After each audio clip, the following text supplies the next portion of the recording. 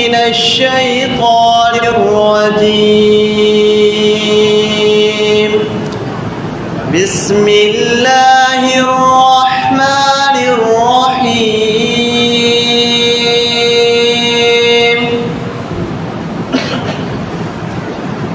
والتين والزيتون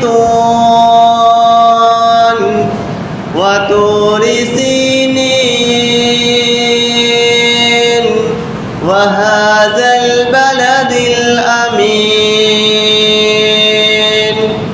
لقد خلقنا الإنسان في أحسن تقويم ثم رددناه أسفل سافلين